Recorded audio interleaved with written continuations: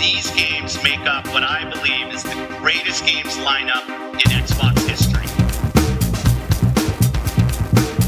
Nintendo itself is being transformed. We're committed to bringing the biggest titles and the best experiences to PlayStation.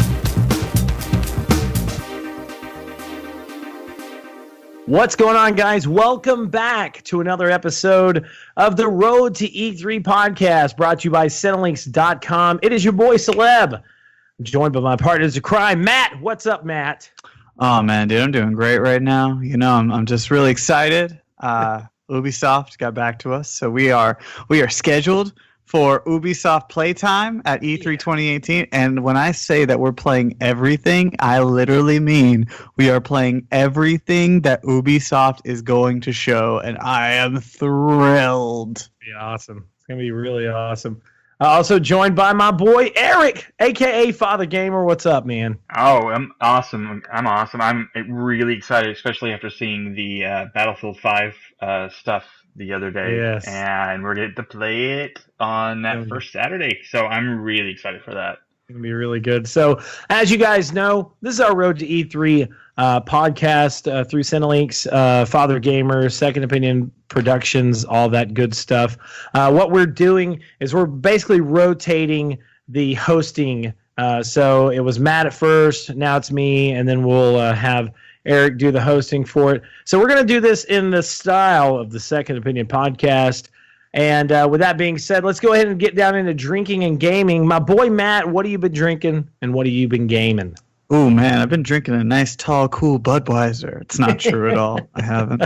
Nah, man, I don't drink. So I've been drinking mostly water and pre-workout. And because of the fact that I wake up at like 5 o'clock in the morning to teach Chinese kids how to speak English, I don't get a lot of sleep. So there's a lot of pre-workout in my system. That usually is the only reason I am going most days. And I am kidding you not. I have pre-workout in my system right now.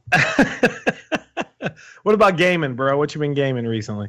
I mean, on top of Madden, which I always play, and I'm currently in the Super Bowl, and not just gonna dust my shoulders off for a second because if I win this, it'll probably be like my 80th Super Bowl win. I'm just gonna tell you, I'm really good at Madden. Anyway, I'm also been playing a lot of Destiny because Destiny 2 because Destiny 2 just recently had their latest expansion, and so I've still been like really getting into that grind and playing a lot of that.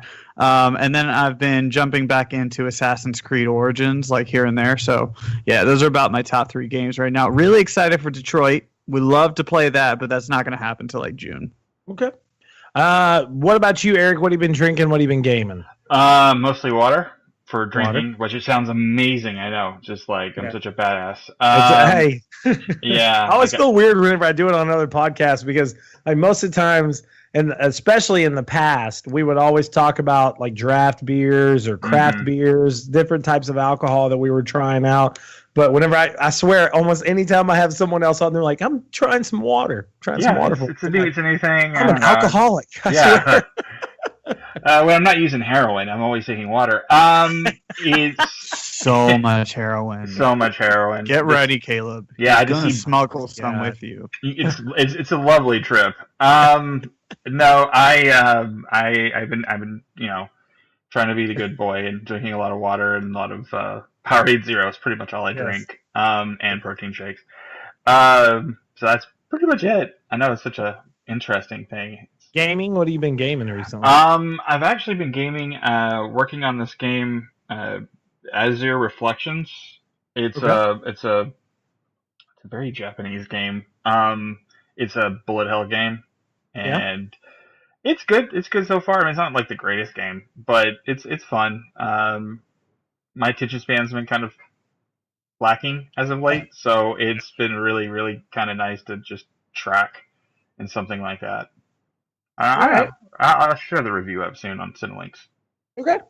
Well, guys, as you know, if you are a follower of mine or a follower of Second Opinion Productions or Second Opinion Podcast at all, I am a huge Shiner drinker, especially recently. So I've been drinking some Shiner Bock. And gaming-wise, on the road to E3 live stream event, we have finished so many games already. We finished The Last of Us Remastered. We finished The Last of Us Left Behind. We are playing Mad Max by Avalanche Studios to get us hyped up for Rage 2, which Avalanche Studios is doing the co-developing of Rage 2 with id Software, which is just going to be phenomenal. I'm so excited about it. But also soon, probably either tonight or tomorrow, we're going to start episode 1 of our Road to E3 live stream event for Metro Redux. To get us pumped up for Metro cool. Exodus. So which, I mean, you heard it here first, everybody. All 4 of the people that are going to E3 2018, even our boy BC, who could not make it tonight, we are all going to be playing Metro Exodus at E3 2018. So ready, bro. So ready. Absolutely. It's going to be awesome. But this is our Road to E3 podcast, so we're going to get down into what we're here to talk about. On the last episode, we talked about what we were excited for and what we wanted to see at E3. But this episode, we're talking about what we don't want to see at E3. So first and foremost, we're going to start with Eric. How about you go ahead and you tell us what you don't want to see at E3 2018, my bro? I don't know if you remember, guys. Several years ago, they brought this little. She's a cute little girl, but they brought this little girl on stage for Microsoft, and she had her little tiger Skittles. Mm-hmm. And I swear, if I see that, anything like that out of anybody, I'm gonna flip my lid. Like, I am so done with anything like. Just was that for Connect? It was Connect. It was Connectables. Connect. Yeah, like that. I'll admit I played the hell out of Connectables. I just I gotta get my avatar props. I gotta get all that. Like I played it and I didn't think it was that terrible of a game, especially for the Connect. But there's other ways. You got to play to your audience. Like parents generally aren't watching this stuff. Like even when they cut it up and slice it up and put it into newscasts, you got to play to your audience. It's going to gamers, really. That's really you'll talk to people and go, hey, I'm going to E3. Oh, I see something about that on CNN every year, like that kind of thing. But they need to play to the audience. That's just something that I don't feel that sometimes Microsoft does. Or like when they go, hey, let's not talk about games. Let's talk about our NFL connection. And I know Matt's huge, sports guy, but even Matt's like hell yes. No, I mean a little bit of A, but also it's more of like, yeah, I know. So I mean, what are you really going to show me that I haven't already seen? And like bringing on something else that kind of what are the other guys in the article brought up that's on Cinelinx. Jordan, our editor in chief, brought up about sports celebrities when they wrote like, sports celebrity A or B or whatever on stage. Most of the press that are there, they don't really care. Like they. Excuse you. Okay, they don't. When Pele came out and talked for like 30 minutes about absolute nonsense, that was the greatest moment of my life. I know it was. When you could clearly see the divide in like the UK and in the foreign press, and then the American press were like, "Who is he?" You could totally. When you saw the look on the guy who was moderating that. When you saw the look on his face of absolute regret, that was the greatest moment ever. No. There are great moments of horrible times with these things, but that was just. I stand by the fact, and I told you this. I think it was the first E3 that we went to. I stand by this statement. I still think EA Sports and EA should have 2 different press conferences. Oh, I agree with that. Totally agree with that. Like it's 2 different. You're playing to 2 different crowds. Yeah. So. Yeah, but there's not enough of EA Sports to really fill in. Record it online. Do a Nintendo Direct type thing with EA Sports. I would be more than happy with that because you're right. Like half the time when I go to an EA press conference, like I'm excited to hear about it, but there's also a part of me that is like, man, well, okay, what new things are they going to bring to Madden? What new things are they going to bring to FIFA? Just because you play it so much, yes, it is a recurring video game. Nothing ever really changes with them, but like when you see that they're like, oh, well, we've added this practice squad. Oh, we've added this. Right. You're just like, oh my god, this is game changing. The story. I the want story them to mode. start adding anthem kneel downs and Yeah. suspensions, and oh my god, that freaking storyline. I don't even want to. It's like the first thing that pops up on Madden 19. It was like, if you accidentally make your character kneel, we'll send you a fine of $5,000. I'm like, what? If you actually kneel for the national anthem, you will be blacklisted from the NFL, but no one's going to say you are. Yeah, exactly. You start Oh, losing God. endorsements, and yeah, Like, I didn't even know I was endorsed. It's like Yeah. Gatorade sends you as a verified letter. They're like, sorry, we can't endorse you anymore. You're like, what? It What becomes is The a story butcher mode shop? is so real. It becomes a bake simulator. Yeah, that would be. You've divorced your wife. You have to pay alimony. Like that would actually. I think I would play more Madden. It's the I gotta story admit. of My Tiger God, where Woods. it's like you've Yeah. you've committed domestic violence. Like, what Oh. will you do? It's like, That- oh no. They can't get that real in a sports game. No, they wouldn't. But I think the last thing I really had on the article was I'm tired. And I mentioned this actually on the last podcast, kind of. So it's kind of one of those things where I'm tired of them announcing a game that doesn't come out for the next 2 decades. Yes. Let's get a little closer. Let's when you know that it's probably going to come out in 2 years, then let's do it. But if you don't really know it's going to come out, if you think, oh, it might, let's not show it. I don't see the point. It's just because it becomes a joke after a while. You know? I don't know. That's just me. Shoot, I mean, you could just say that for Kingdom Hearts right there. Yeah. Because this has been the game that will never come out. Yeah. I mean, I've made plenty of jokes about how it's just a series of trailers, Yeah, That's all it is. that's all it is. and that one day I'm just gonna put them all together and edit it, and then just put it on my TV screen and have a PS4 controller in my hand and just watch it. And I'm like, I'm playing it, guys. I'm playing it. At this rate, they could have made a trilogy of movies. Yeah. That's. No kidding. Yeah, they could have. But yeah, I'm tired of that whole dynamic of, and this is also, I understand, you try to get on the development side, you're trying to get ahead, you're trying to get that word out, but after a while, I think we're getting so desensitized to that. We're getting that was old school PR. That was back kind of when internet and things were still new a little bit, and when there was a lot more physical media, so you had to get things out early. You don't really have to do that as much now, especially the AAA titles. Yeah. It just. Well, I mean, it feels, one. Go ahead. Well, just sorry to your point, Division. That was one like that where it was what 3 years or something like that. We kept hearing about Division, Right. Division, and this year Ubisoft has announced that they've got Division 2 and they're going to show it. And I'm like, okay, that's great, but that's a kind of a burning question of, are we actually going to get it anytime soon? Yeah. I think we will probably, but I think it so would too. I probably mean, come we're out playing next a demo year. of I it, wouldn't. so It you wouldn't kinda- surprise me if it came out next year. But it's still.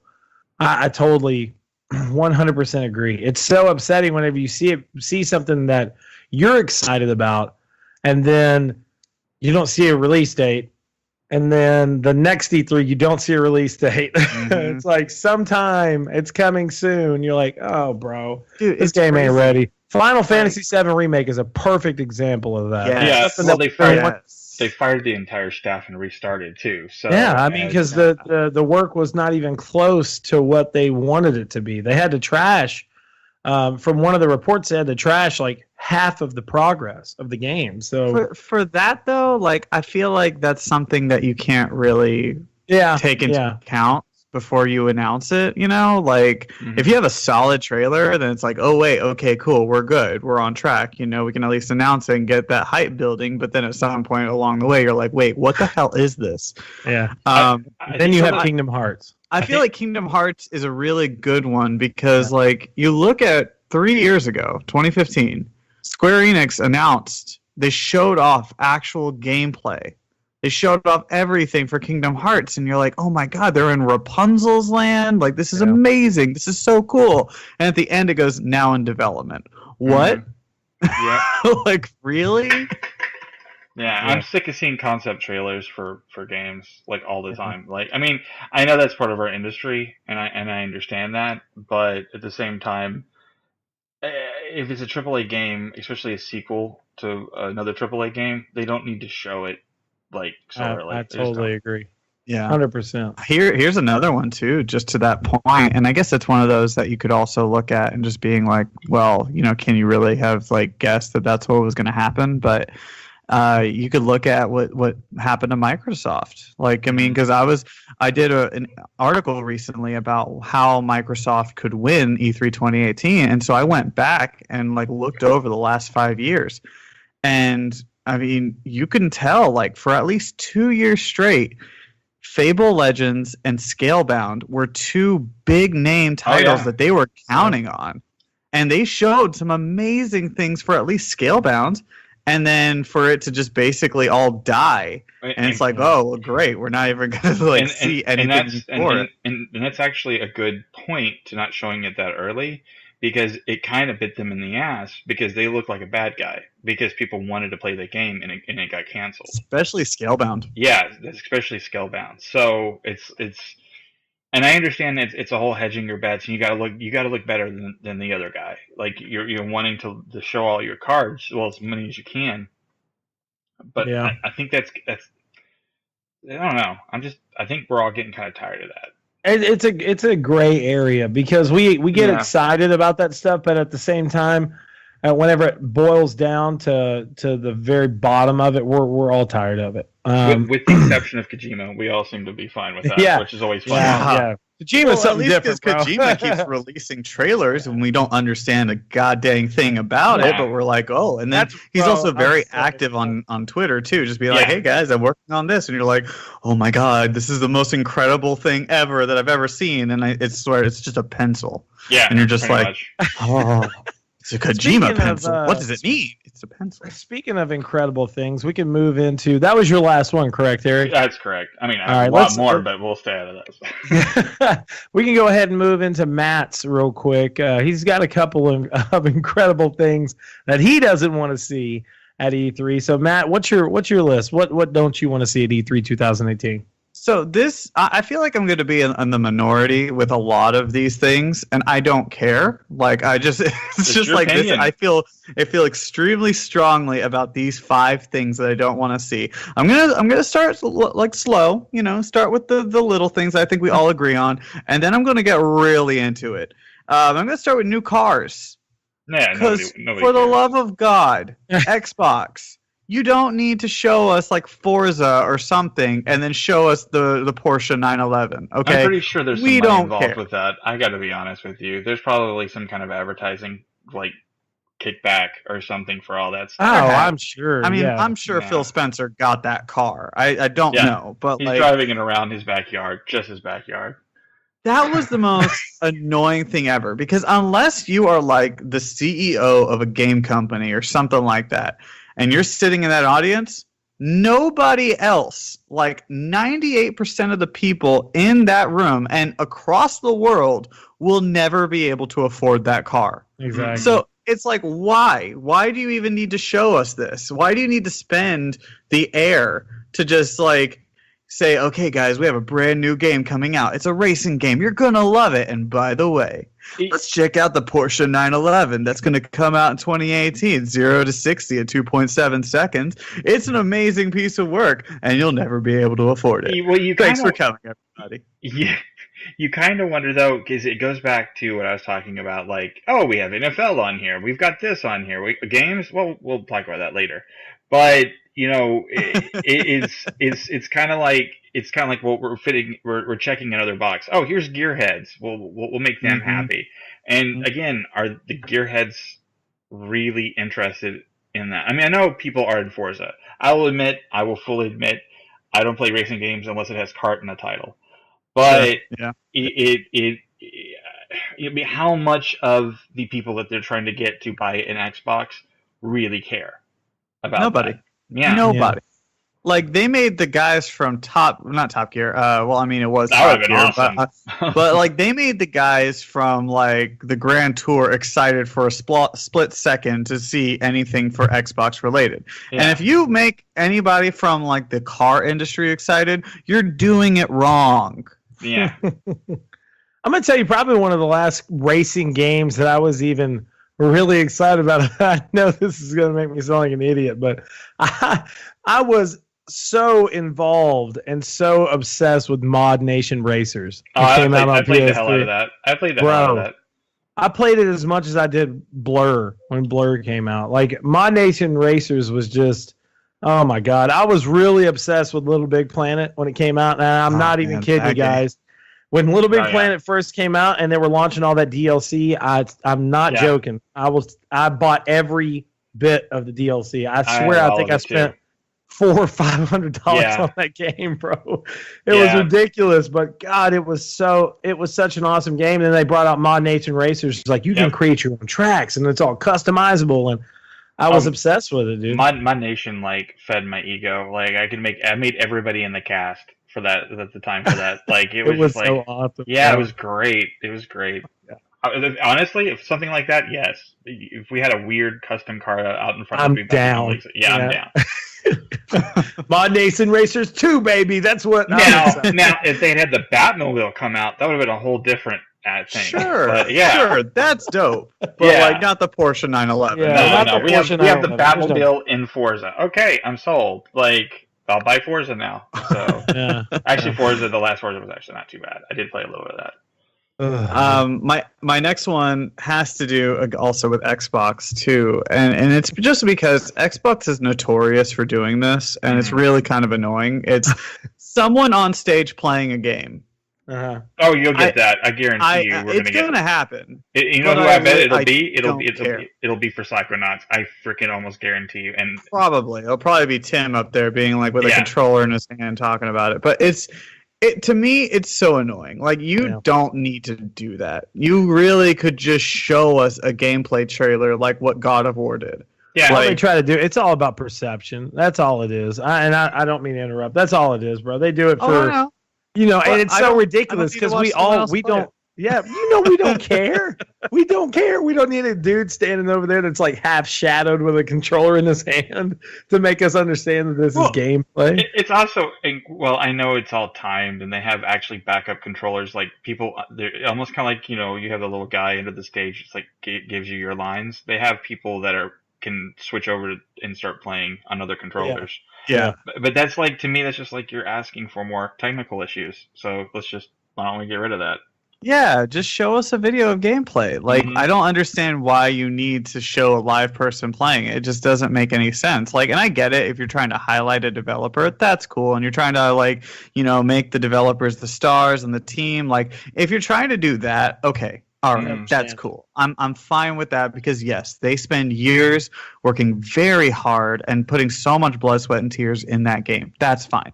Yeah. But outside of that, when you get like a celebrity to come out and it's like, oh my God, I'm playing this game. It's so great. It's so fun. Like, I don't care. I don't care what you think about that game.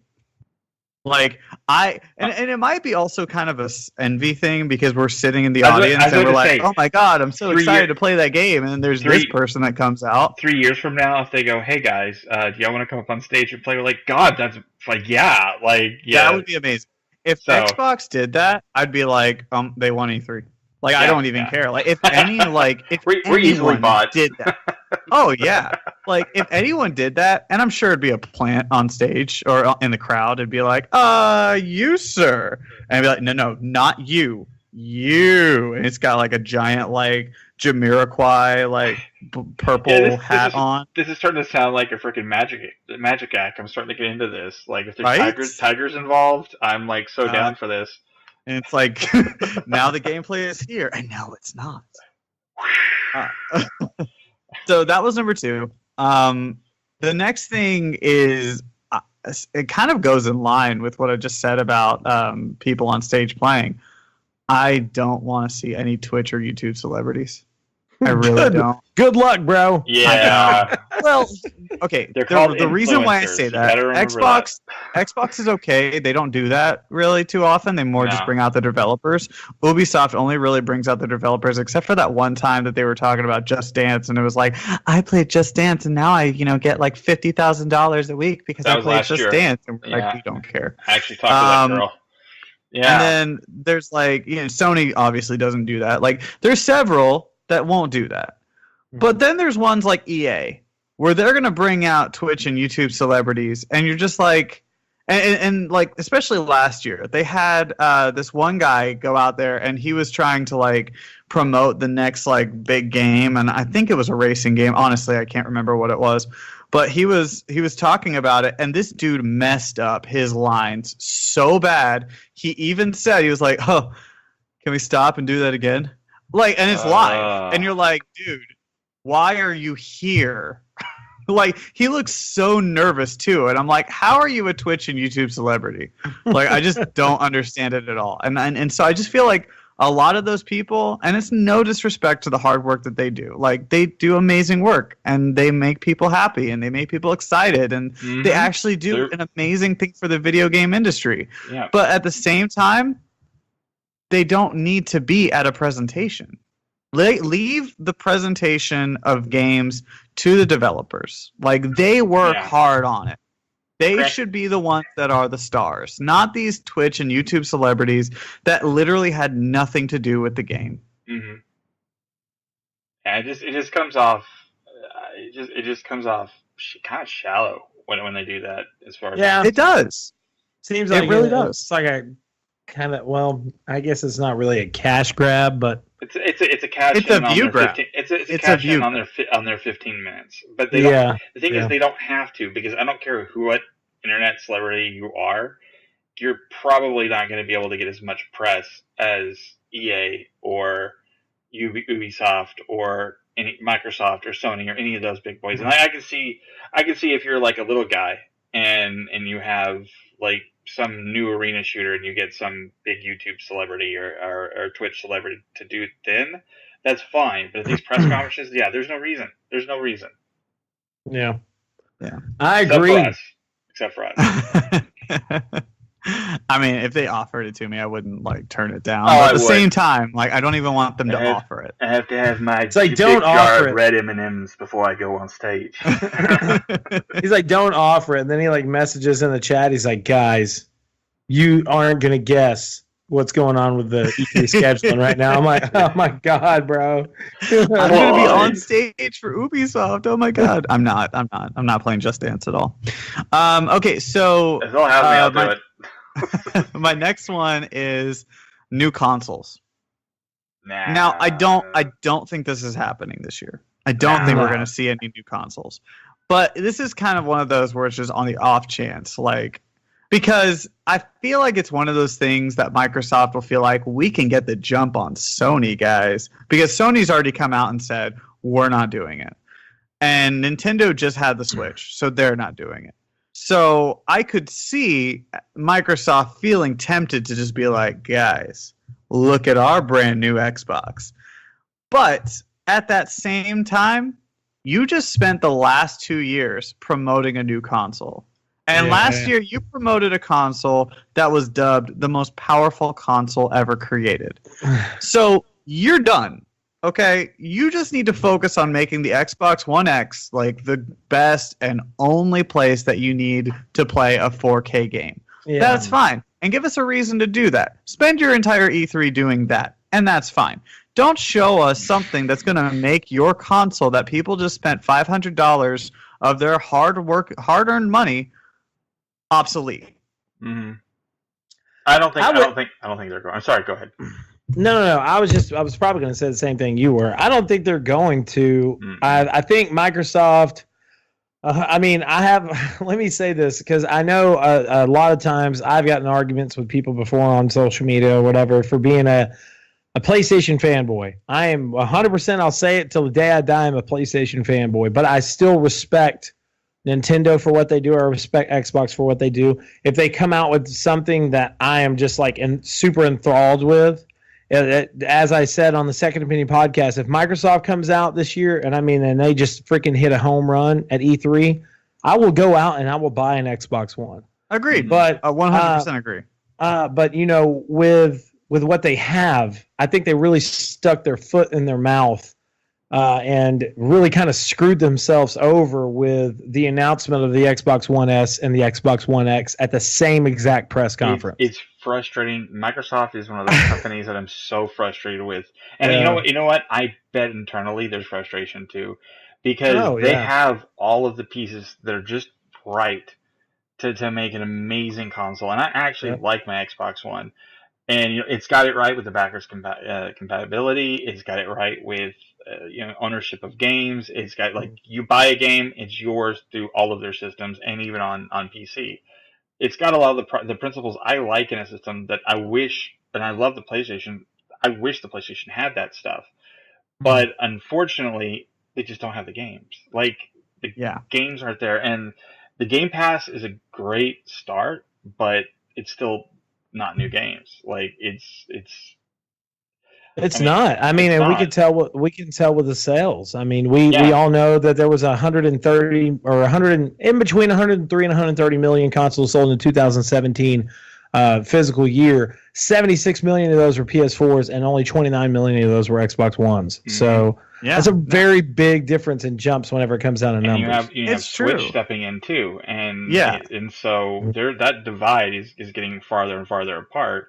It is. So, and I love the Green brand. Don't get me wrong. Like I am not like I'm not solely in on PlayStation. I love PlayStation. Don't get me wrong. I only have a PS4 right now.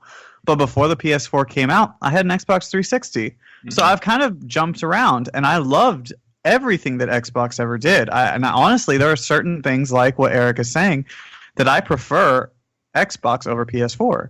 Mm. But the fact remains is that the titles have not been there like they have been on PlayStation.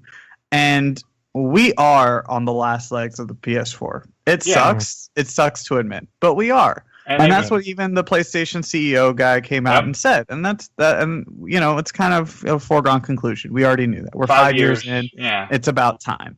The only developer, only big company that isn't going to release a new console is going to be Nintendo, and that's only because of what they just did with the Switch. Yeah. So the console wars are about to start up again, and it's one of those things I could see Xbox coming out with something, and again tripping over themselves. Part of me doesn't feel like they will, but I could see it happening just because we've seen it before. We saw it with the S. We saw it with the X. At that time, it was Project Scorpio. Mm-hmm. So they kind of have a pattern of doing that. I hope they don't. I hope they don't either. Because, I mean, think about it. They announced the Xbox One S and and Project Scorpio on the same conference. And it was because Sony did not do anything about the PS4 Pro. Mm-hmm. They didn't announce it. They didn't talk about it. They didn't need to. They didn't want to. They wanted to just focus on the games. Yeah. So Xbox was like, we can get the jump on the 4K race. Let's go ahead and just announce these. So that's why I think they could essentially do that and be like, well, Sony's doing it, but we can already start up the hype. We're going to already get a year's head start on them. And Sony's going to be like, that's cool, bro. Have fun with that. I still think I still think they're going to have to, at least on the S, a substantial price cut where they can set it up for next year that they have a substantial price cut for the Xbox. Yeah. Well, and I mean, Xbox is going to have to do something because I don't know if y'all saw the news today. I don't know if it's going to hit, the West or not, but Nintendo is officially selling a dock-free version of the Switch. Yeah, it's $229. So I don't. That's one more thing right there. I don't think they'll sell it over here. I mean, they might, but Japan's used to having where you buy stuff separately. Like you could buy. I know when they started doing the 3DS over here, it didn't come with a charger. Well, also, I mean, you have to also consider too that culture is that they are more inclined to game on the go, right? Than people here. But you can buy the same too. Also over there, you'll buy consoles and it doesn't have all the bells and whistles, and you'll buy them stuff separately, and they're fine with that. We really aren't. So nope, we like our bundles. Yep. But yeah, so that's my rant on new consoles. I have one last one, and I know that it's not gonna happen. I know it's gonna be a kind of divisive sort of thing, and I'm gonna be left alone on an island. I don't want anything VR related. I really don't. The laughter inside. No, but I understand what you're saying. Here's my caveat. My caveat. Unless it's tech like in Ready Player One, because it right now anything VR related just feels like a fad. it's not a serious game-changing thing yet because it's only tailored to a small percentage of gamers. Well, and that's what we got in the last episode where we talked about you're going to have to create something that makes where everybody wants it. Yeah. That hasn't happened yet. I mean, I do think I do love some VR gaming, and I'm fine. And we have great friends in the industry. Like, I love everything that CodeSync has ever put together. Yeah. But I also don't think that everyone is able to experience it until it gets over to a console version. Yeah. No, and it needs to be cheaper. It's cheaper, does. streamlined, Yes. and we talked about that in the last episode, so I won't get too much into Shoot. it. Look at HoloLens.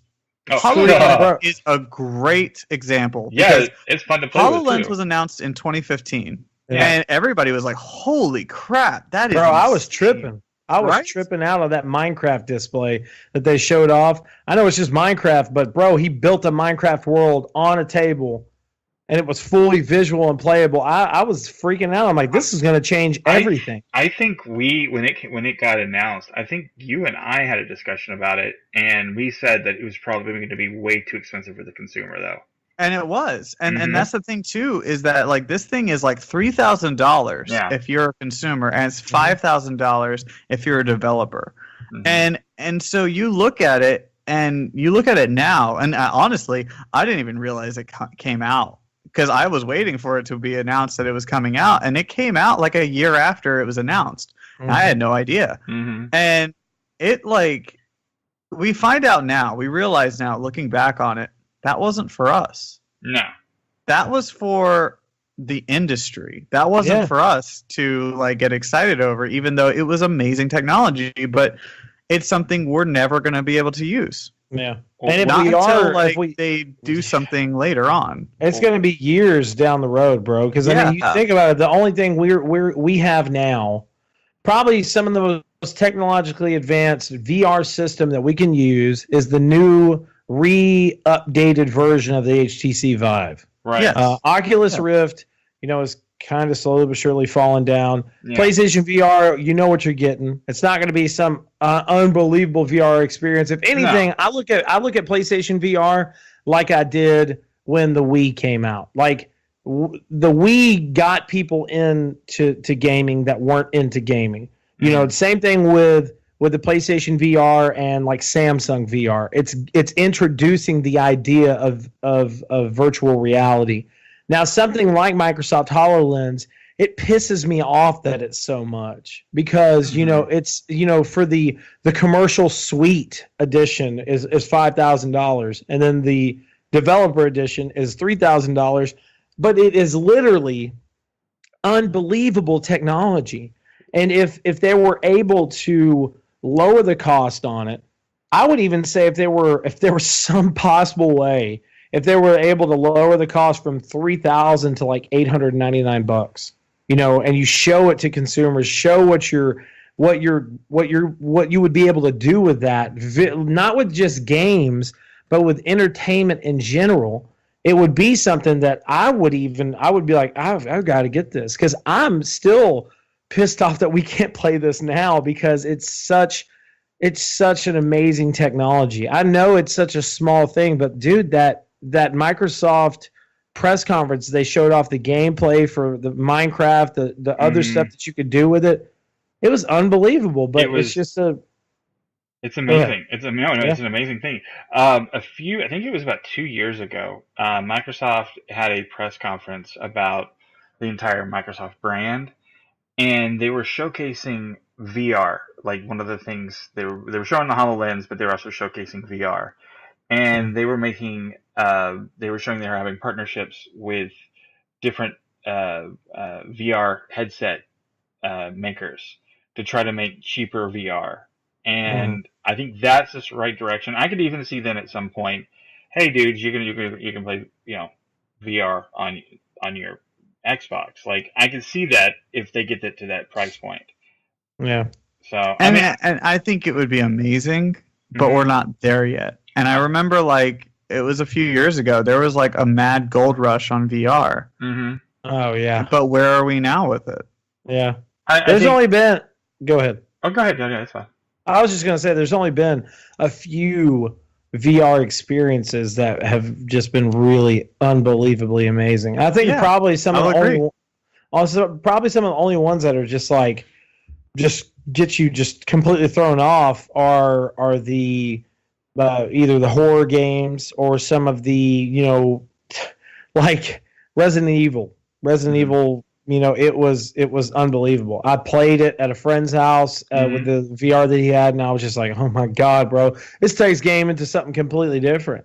But at the same time, I mean, it's like I actually totally agree with Matthew on this. Like, I would much rather not see anything VR wise. I know we're going to. Oh yeah. That's like going to CES and not expecting to see something about phones. Yeah. You're going to. But it's just, I don't know, man. I've really kind of fallen out of love with the whole VR thing. I've fallen out of love with VR as much as I did with 3D. Well, agreed. This is how much to show, okay? Because us three are considered, quote, hardcore gamers, and we don't own a PSVR. We don't own VR. So that automatically kind of shows where it is. Like that's kind of proof in that pudding. Well, and that goes back into what I said the last podcast, is that there's just nothing that's excited me. There's no game-changing title that I've seen that I'm like, I have to own it. Like, and I've demoed a lot of VR. Like, I mean, there was a year at E3 where all I did was play VR because that's how big it was at the time. So I wanted to experience it as much as possible. And I played like the Batman VR game. It wasn't. It was not even complete, and people were like raving about how great it was. It wasn't. You literally just put on gloves and shot a damn batarang, and then that was it. Yeah, you're right. Well, and then the Resident Evil one made people sick. I played Final Fantasy 15 VR, and it was just a gimmick. But you have a disembodied hand that you're shooting a gun with, and you're like, well, what's the point in this? And then I played one that was pretty amazing in Farpoint, and that was really cool, but you also needed a lot of accessories to make it cool. The best one I ever played was on Oculus, and it was a year prior whenever I got to play, oh gosh, I can't remember what it's called now, but Eve, I got to play Eve, and that was awesome because you're in a ship and you're flying around and you're shooting stuff. That was an amazing experience, but that's it. Yeah. Like, there isn't anything out there that makes what's that one it game? worth like spending Moss? like $500. Moss is cool. Moss is a really cool game. But again, is it worth $500? Yeah, is it worth like $250 to $300? It's the developers learning how to actually, like I discussed last time, knowing how to make games on there. And I think it's still in the infancy. And unfortunately, we're probably I just think still it was generation. It was released too early. Yeah. Yeah. Yeah, but it's my turn. Oh. Okay, guys. So my list is a little crazy. I know a lot of the stuff on my list is probably going to be there, and I'm super pissed off about it. But all right, so things I don't want to see from E3. I don't want to see old games. As much as I love good remasters, I would really like to see E3 be completely dominated by new titles. The game, not games that we've played for years. And also, I really don't want to hear about Microsoft backwards compatibility. I'm so tired of hearing about it. Like, I understand. Like, I totally understand. Dude, that's like half the stuff I play on my Xbox. So trust me, it is. And bro, it's like Bolts. He is a Microsoft fan. We talked about this on the last episode. He's really upset with Microsoft because he's like, he said, how bad it stings to be a Microsoft guy and constantly see all these games being released as exclusives on PS4 and they're hits day one. He said it's so aggravating that I have to go back consistently and play games like Mass Effect and Red Dead and all this other stuff that I've played for years because we just don't have the titles. He said, Sea of Thieves, it's okay. He's like, State of Decay, it's okay. Like, it's not something that you can compare to something. Dead Rising, and that's understandable. We all know that Microsoft is in a rut. They're in 100% rut. They were in the rut that Sony was in with the PS3. But I really do feel, and I hope that this year at E3 they're going to come out swinging heavy, and I really do hope so. But I just don't want to hear anything about old games. Well, it's interesting that you say that, Caleb, because I'm going to have a cheap plug about why Xbox could win, and you can read that article right now on Cinelinx.com as part of my Who Will Win E3 2018 series, which I hope both of y'all have read and have not heard anything about it, but I don't need validation from either of you. So, but no, I agree. Like, I do think Xbox, this is going to be the year that they turn it around. And yeah, I mean, it'd be nice if they didn't really talk about like backwards compatibility. I mean, that's a thing that would be more suited for Sony at this point. Yeah. But I actually think that you're going to see games like I think they're going to show off Division 2 before Ubisoft does. Of course. I think you're going to have some sort of exclusive with Shadow of the Tomb Raider. I think we're going to get a teaser for Halo 6. Gears of War 5 is going to be shown. Mm-hmm. And 100%. I think we're going to have some sort of exclusive rights with Anthem. And I think it's not going to be like fully exclusive on Xbox. I think Anthem is going to have a delayed exclusive, as in like PS4 will eventually get it. Mm-hmm. But there's going to be other things that are going to make people inclined to want to get an Xbox, like those titles. They seem to be pushing. If you looked at all the Battlefield stuff yesterday or a couple days ago, they seem to be pushing Xbox. The Xbox. They got the marketing rights for it. So, I mean, I kind of agree with you. At the same time, I don't know if I fully agree with you about the Anthem thing. I don't know, man. I would be really shocked. You main event that as your top game last year? Oh, yeah. There's got to be some sort of exclusive rights. I think probably what they'll do is like DLC will come first to Xbox. I would be super surprised if they were like, Anthem's coming first to Xbox. You won't see it on PlayStation for like 3 months. Well, consider this. Afterwards. I mean, Anthem's biggest competition right now is Destiny. Yeah, true. And Destiny has a lot of exclusive rights with Sony and PlayStation. This is going to be Xbox's Destiny. The only problem, though, is Xbox, the install base. Like, EA's got to have to look at that going, I don't know. But they do, I mean, they still do, I think last year, or the last Battlefield and another game, they did do first DLC release on Xbox. So, I mean, it's possible. So, who knows? We'll find out. They gotta have something because there's definitely going to be a partnership with somebody, of course. Yeah, I agree.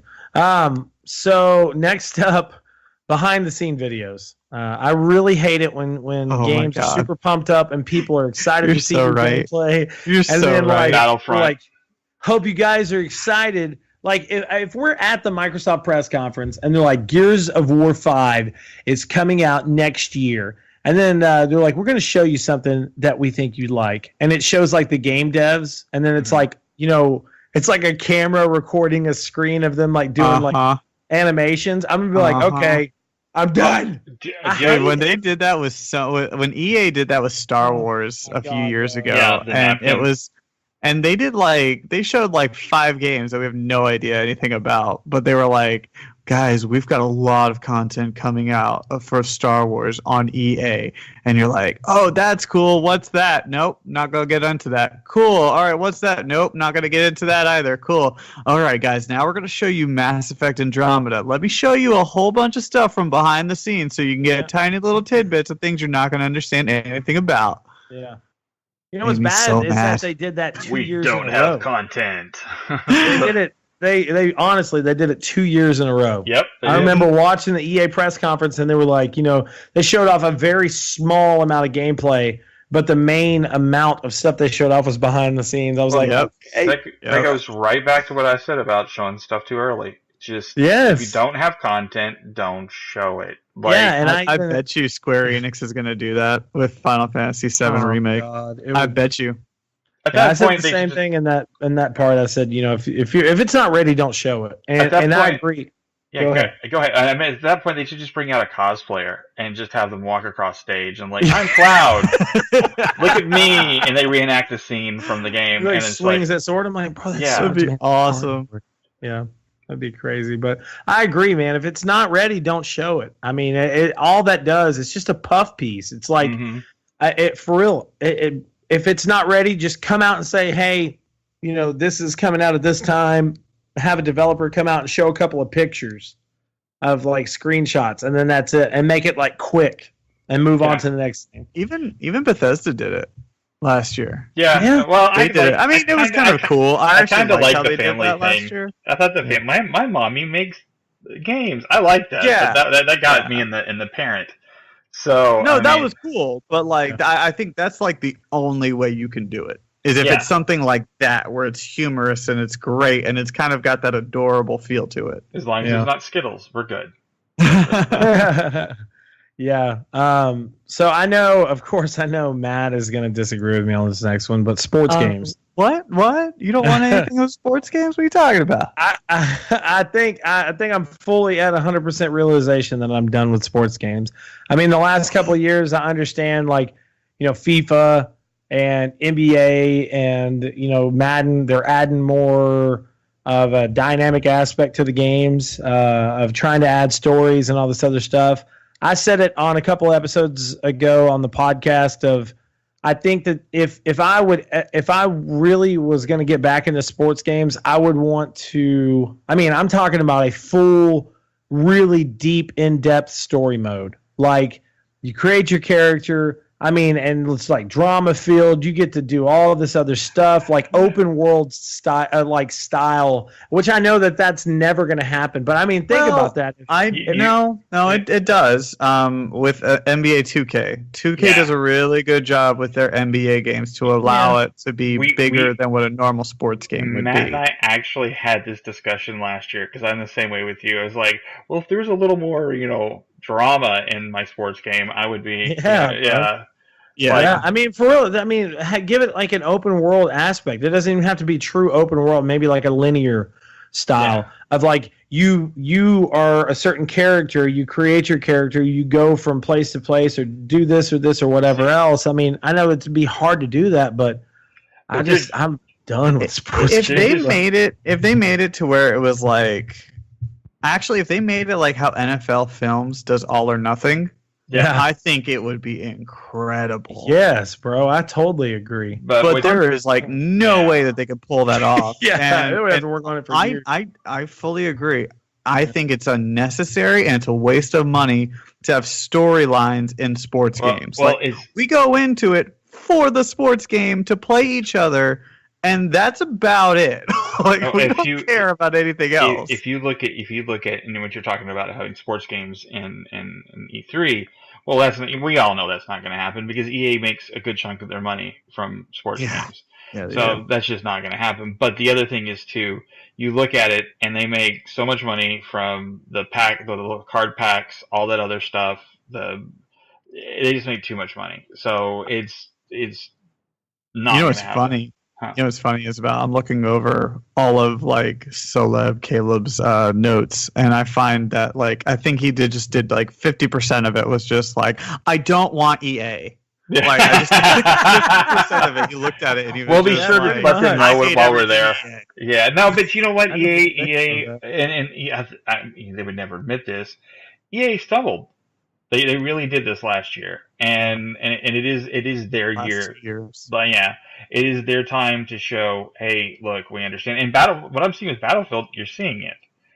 So I'm hoping we see that more across the board because I think everyone's kind of tired of the play to win and the pay to win and that kind of stuff. And totally, yeah. And so, but yeah, I agree with you as far as like, hey, I don't necessarily want sports in all of my stuff. And I still think, like I said earlier, I still think a separate press conference, even if it's an online like Nintendo type direct thing with this is EA Sports.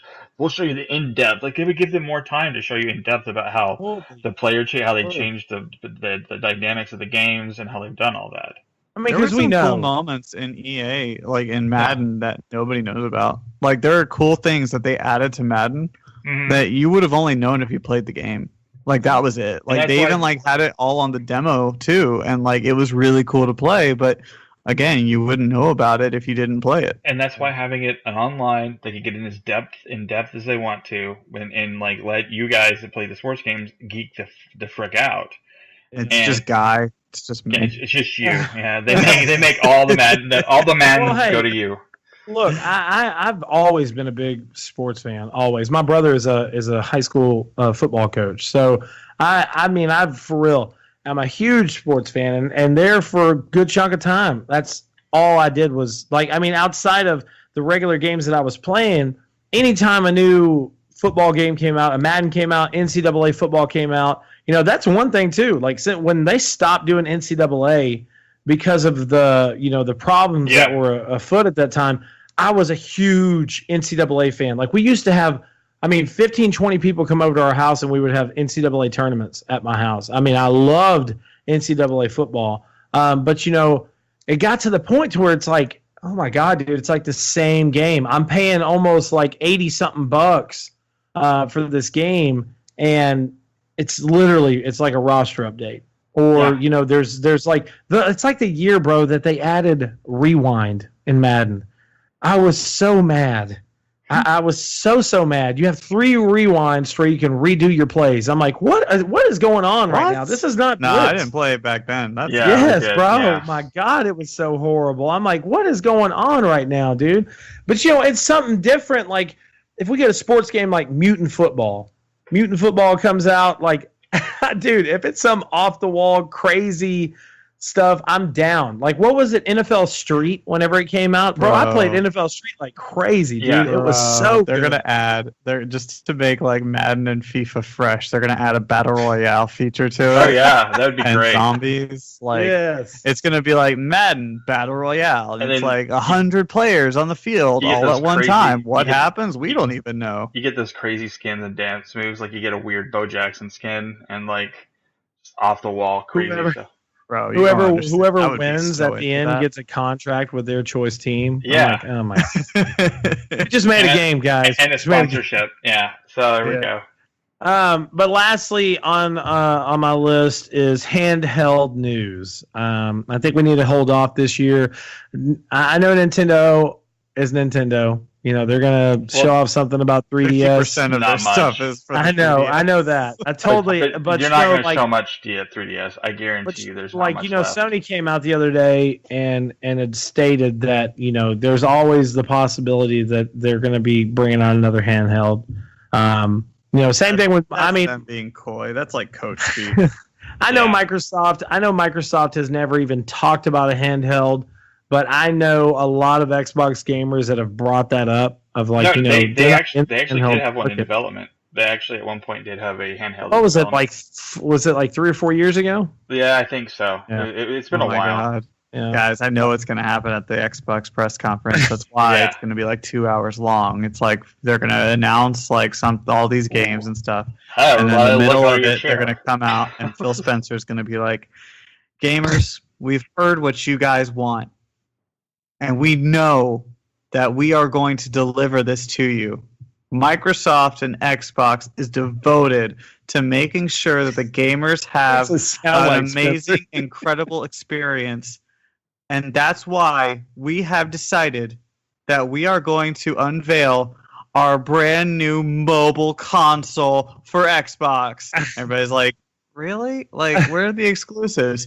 And now we're going to show you 80 games that are going to be available, and about 50% are going to actually be exclusive to Xbox Mobile. And then it's going to be like, Xbox exclusive. And then it's going to be like, "Hi guys, I'm an indie game. Let's play together." No, what's going to happen is they're going to show a demo, and then that chick is going to come out and she's like, "Here's my cat Skittles." And I'm like, "Oh dear God, Connect 3." And it's going to be like, and then like they're going to be like like, Xbox One V, $799. I'm like, all right, I'm going to go ahead and go.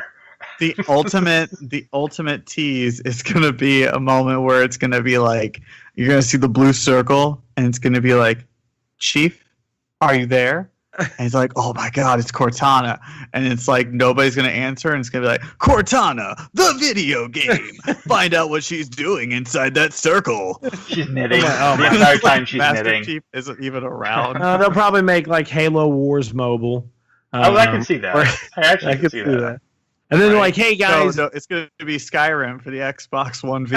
Oh, good God. like we tried the best way we can to give you the most power we can on this. But with that being said, there is a power brick that comes with this handheld that you have to plug in. I'm like, all right, we're moving into some dark stuff right now. So There'll be one moment where it's gonna be like, and guys, we know how much you care about this one feature, and we've decided that we are going to create an adapter to allow you to feel the vibrations from every game. Yeah. And you'll be like, what? It has to look like a backpack and fit in your back, and it has the word shame on the back of the Yes. backpack. It's basically one of those N64 shock adapters, Yeah. but it's just basically they've like scribbled out the N64 logo and they've put an X on it.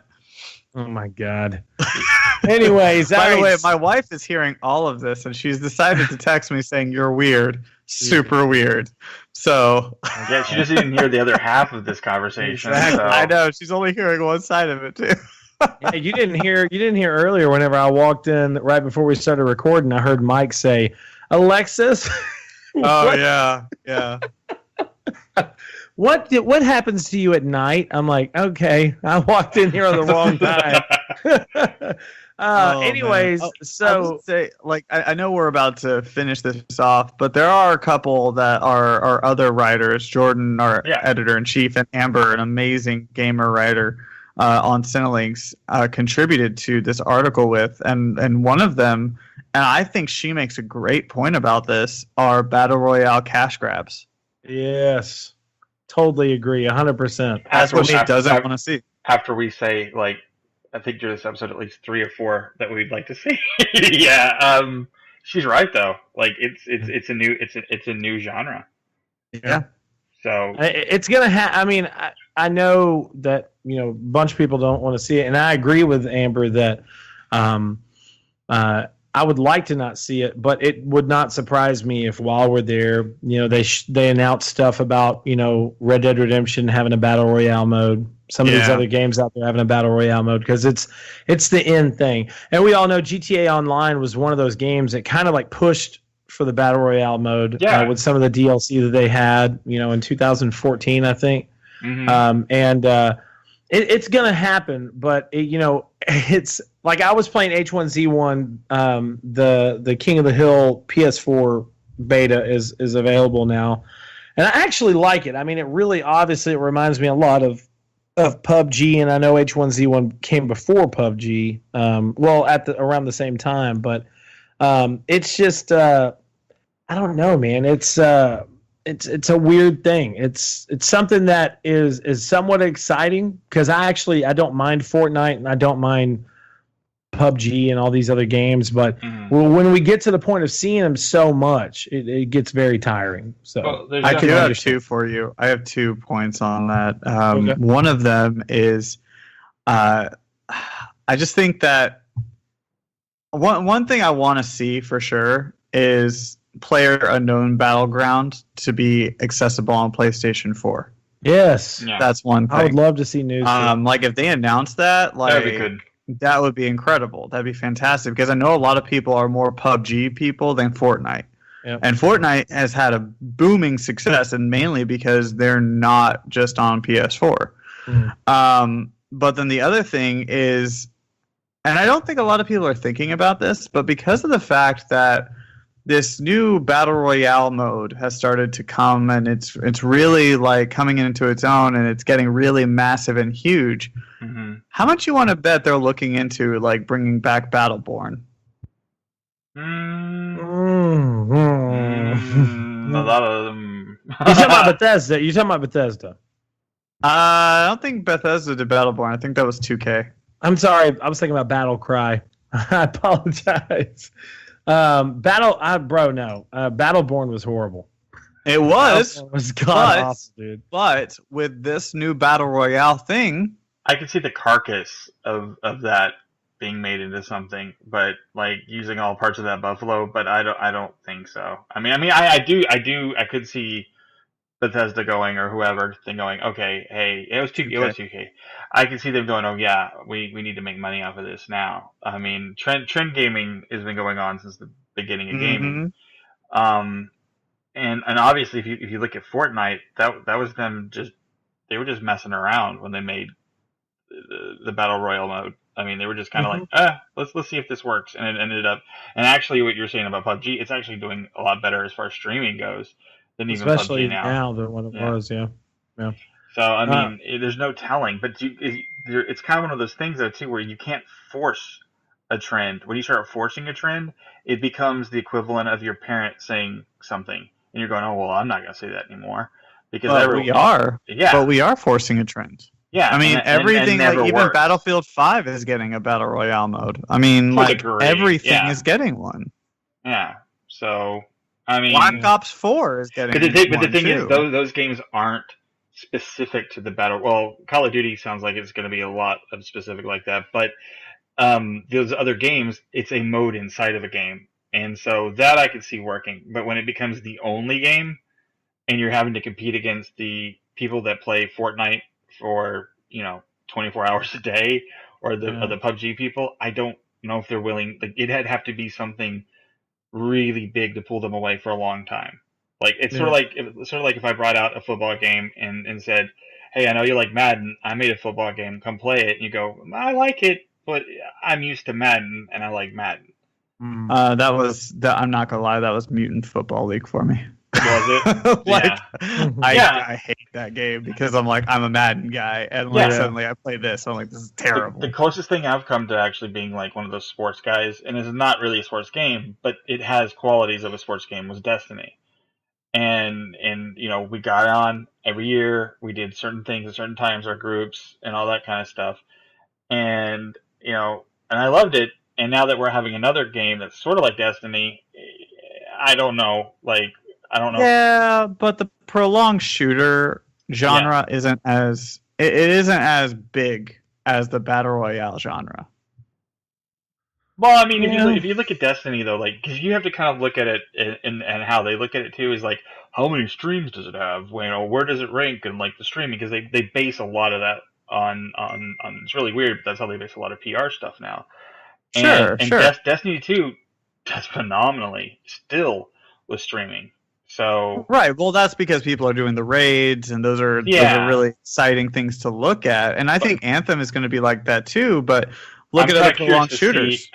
That's like the only one. Yeah, I'm kind of curious, but like you said, the battle royale. I think it'll be a trend, and then the cream will rise, and it'll be one or two, and the next it'll be Fortnite and PUBG. Cream of the crop, probably. And then it'll just be it's sort of look at Call of Duty right now. In World War II, you've got prop mode they threw in that was in Gary's mod, and that's fine. You get to throw in those kind of things, and I can see Call of Duty or whatever doing a mode, and if it doesn't work out, they just don't do it. It didn't cost them much. Yeah, but at the same time, you say that Call of Duty, it's different because it's a mode within a game, but Black Ops 4 isn't going to have a story. It's not going to have a campaign. Yeah, but so it's mainly just going to be multiplayer. What do you got to think too? Go ahead. I'm curious to see how that's all going to break down too, because they went over it, but I'm still kind of. It's going to be a really strange year. We can say it like that, because you think about it like this. I try, and me, TJ Bolts, whenever we talk about these games on the podcast, I try not to compare Call of Duty to Battlefield, because I really do feel they're two different games. I feel that they're two different styles, but at the same time, you can't help but compare them because they're in the same genre. With Call of Duty and Battlefield, they're both first-person shooters. They both have the same type of fan base, but when you weigh them out, it's almost the same way it was last year with what was it? I always say it wrong. I keep on trying to say Infinity War, Infinite Warfare. Is that the one that came out last year? Or was no, World War II came out. World War II. I'm sorry. Yeah. The year before that. Yeah. And that's whenever Battlefield 1 was coming. Right. And Battlefield 1 was headed up against that game, and it was a landslide. That Battlefield 1 was at that time was a little bit more popular. Infinite Warfare was a total garbage game. I will say it. I hate saying it like that, but I mean it was. I was extremely upset that I spent $120 something on that game for the season pass and everything. The zombie mode was bad. The online was bad. All this stuff. But when you move into this type of aspect, you have a game. First off, with Battlefield 5, you have a campaign. You have no premium pass that you have to pay for. Right. All the DLC is going to be free. You have a battle royale mode that they're working on, trying to figure out how they could do that.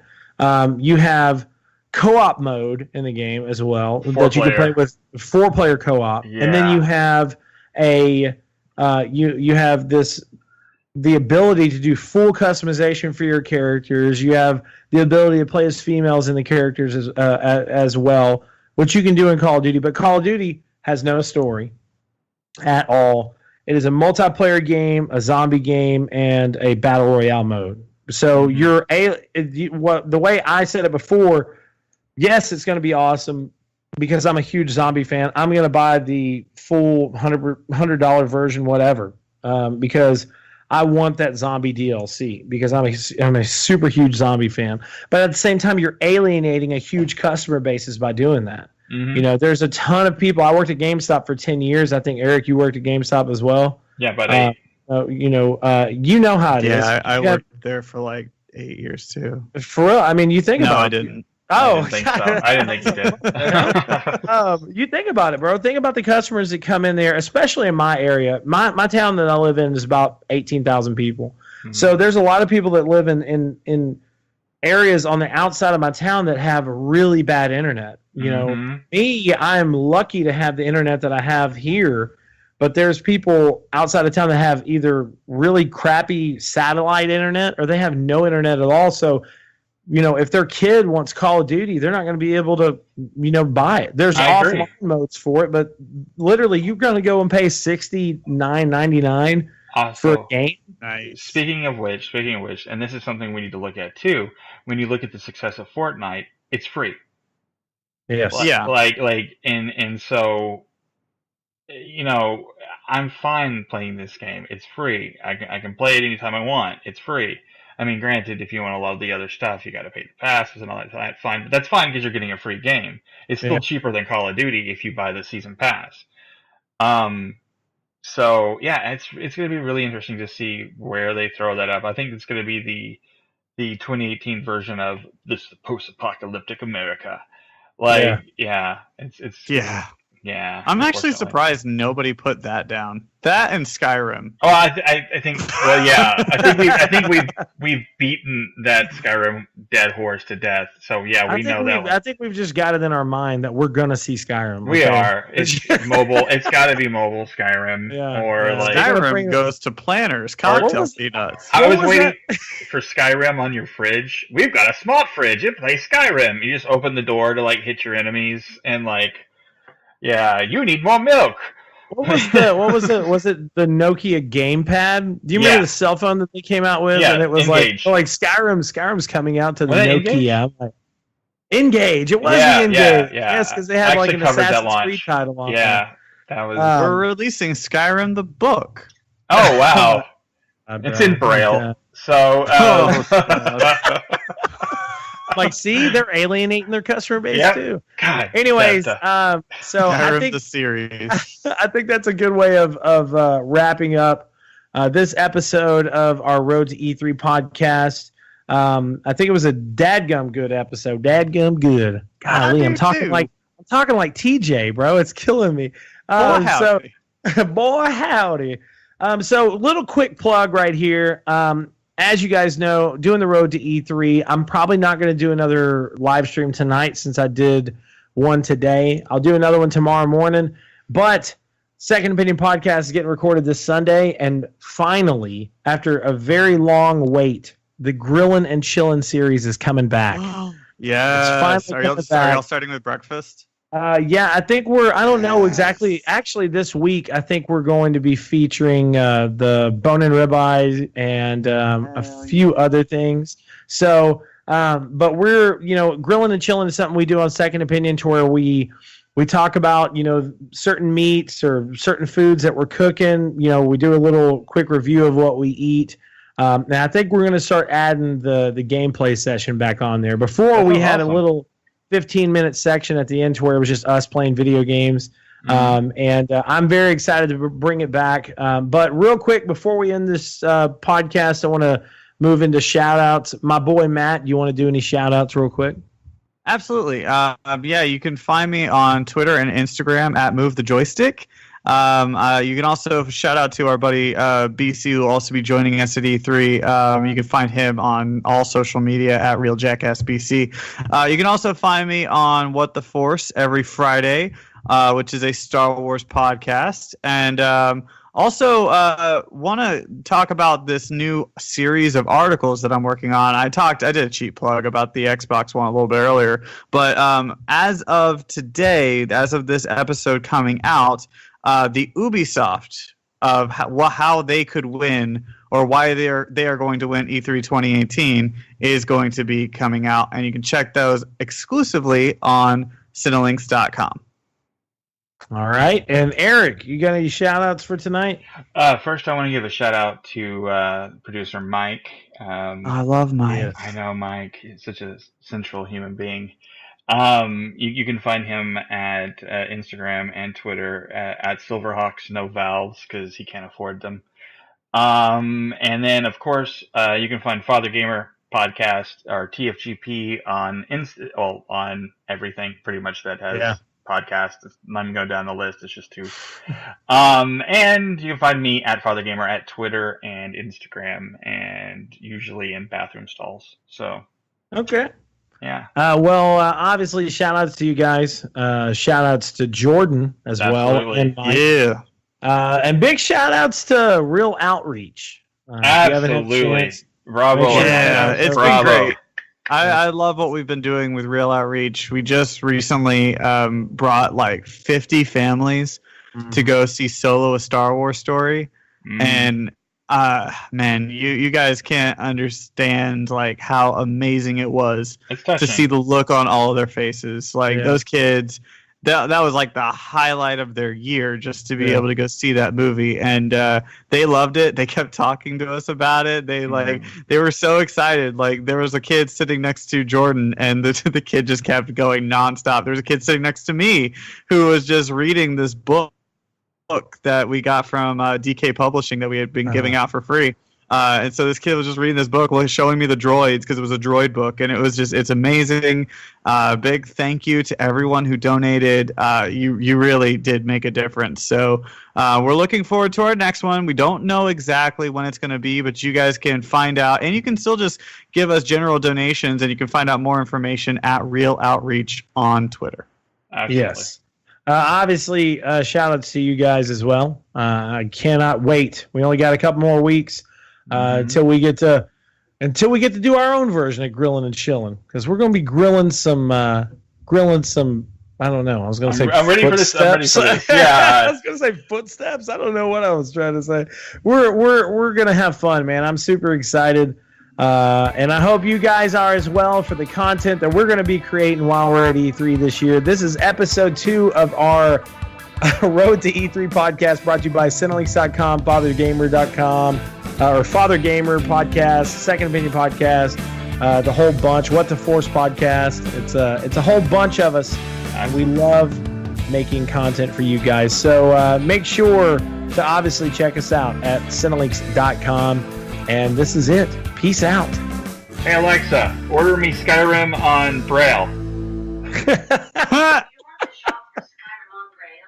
Yes. She actually said it.